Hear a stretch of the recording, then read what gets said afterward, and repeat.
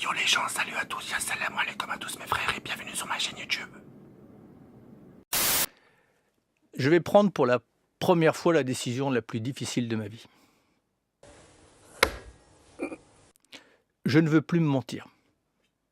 Je ne veux pas donner l'illusion que ma présence au gouvernement signifie qu'on est à la hauteur sur ces enjeux-là. Et donc je prends la décision de quitter le gouvernement.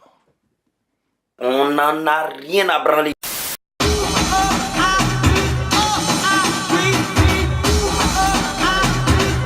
Parce que c'est notre projet. Vive la République. Vive la France. Sodomie, S-O-D-O-M-I-E. So much of our politics, our public life, our public discourse can seem small and mean and petty. Ouais, c'est pas faux.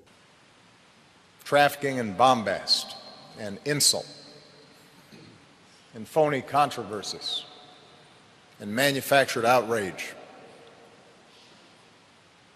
It's a politics that pretends to be brave and tough, but in fact is born of fear.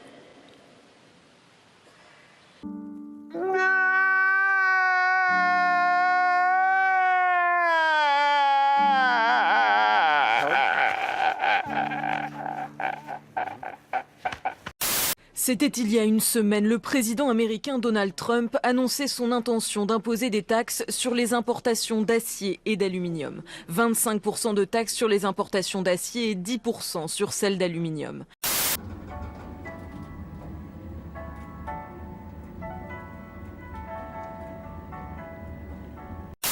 Alors que des mesures douanières punitives visant la Chine devraient entrer en vigueur la semaine prochaine, les deux premières puissances économiques de la planète ont repris les discussions. Devant les caméras, Donald Trump se montre défaitiste. Est-ce que ce sera un succès? Je ne pense pas. La raison pour laquelle j'en doute, c'est que la Chine est devenue trop gâtée. J'espère que vous n'êtes pas trop désappointés. Je n'ai pas pu tuer tous les Shintok. J'en suis désolé. Je sais que vous détestez tous ces bouffeurs de riz. Choisir la guerre commerciale n'est pas la bonne décision.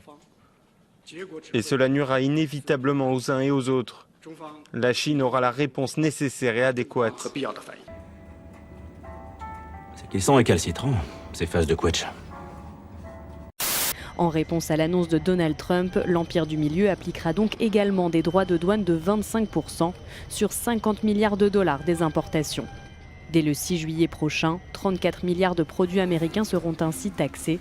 Dans la liste, des produits agricoles, des produits marins, mais aussi des voitures. Robuste, les têtes de prune.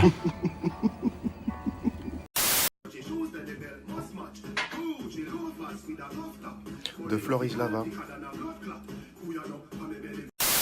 Tu sais, Steph, avant la fin de la semaine, je te trouve une gonzesse. Hein. On va peut-être pas mettre la barre trop haut. Hein. Avant la fin de la semaine, tu rencontres la femme de ta vie.